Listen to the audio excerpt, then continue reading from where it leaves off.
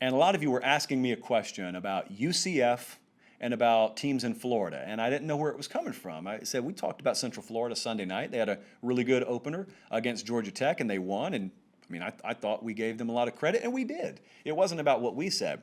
But I slowly came to realize what you were talking about was there was a quote that had surfaced from Dylan Gabriel. So the quote from Dylan Gabriel, who is the quarterback, a very good one, might I add, at Central Florida, he said, "We're the best team in Florida." I have no problem with that. Confidence is a wonderful thing. Dylan Gabriel is a wonderful player. I just want to kind of frame this by taking you back. Occasionally we hop in the time portal, so I want to take you back 20 years. Let's go back to the 2000 version of you, wherever you are in life. What if I told you we're going to be having an argument in the year 2020, and it's going to be who's the best team in Florida, state of Florida, who's the best college football team? And the argument is going to be Florida, Miami, and Florida State fighting over whether they're better than Central Florida. What do we think about that? Do you even know, outside of geographically it being an area, do you even know what Central Florida is back then?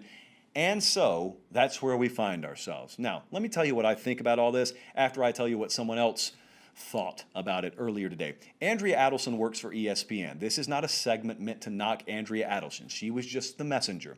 She delivered the quote from Dylan Gabriel, "We're the best team in Florida." So then Andrea on Twitter earlier today, and I want to stress again, she does a great job covering the sport. This is not a shot at her at all.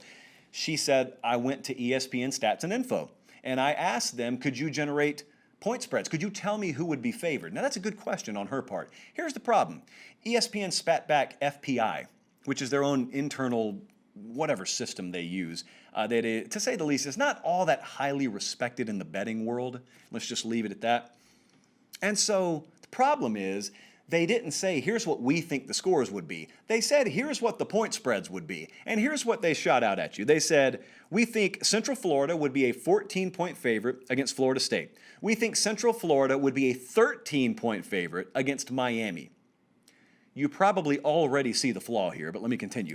And we think Central Florida would be a 1-point favorite against Florida. Now, I want you to understand how flawed this is and how much you should see through this, and really just FPI in general, which I've used as a piñata from time to time on this show over the last couple of years. Just FPI in one word, no.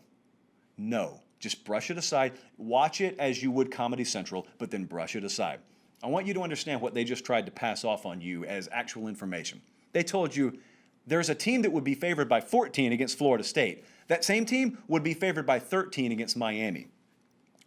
Those two teams play Saturday, guys. This is not hard to figure out. It is really not hard to calculate point spreads. A lot of people tend to believe that there's this odds maker in a dark, smoky room in Las Vegas, and they shake a magic 8-ball, and then they just whatever the 8-ball says, that's what the line is. That's not the way this works. Believe it or not, there's this math thing that works its way into the equation. Florida State goes to Miami Saturday, and they play. Miami is favored by 11.5 points against Florida State. Let's shave off the 1.5 points that they're pretty standardly giving for home field. That means odds makers are telling you Miami is 10 points better than Florida State. How in the world is there only a 1-point gap, then, you should ask, between what Central Florida would be favored by against Florida State and what they'd be favored by against Miami? Answer, there isn't one. It's just made up. So that's not what those point spreads would be, and I'm not going to sit here and tell you definitively what they would be. Here's what I will do and what FPI should have done, and that is tell you what we think the number would be. This is what we would project. There's a big difference in what we think versus what the actual line would be. Big difference. So here's what we think. I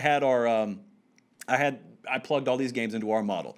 We would favor Florida, University of Florida, by 13 points, neutral field, against Central Florida today if they played. We would favor Miami by 2.5 points against Central Florida. We would favor Central Florida by 13.5 against Florida State. Now I want you to know two things. I would take Central Florida plus the 2.5 against Miami. I would give strong consideration to taking them plus the 13 against Florida. But that's what our model thinks the numbers would be. So if you are into the world of sports wagering, you saw through that immediately. But what's kind of aggravating is a lot of you don't concern yourself with that, and you save a lot of money in the process. But you hear that, And you just think it's true, because if it wasn't true, why would they tell you that? Well, they'd tell you that for reasons I don't need to get into because it'll get me in trouble. But just know everything's not always as it appears.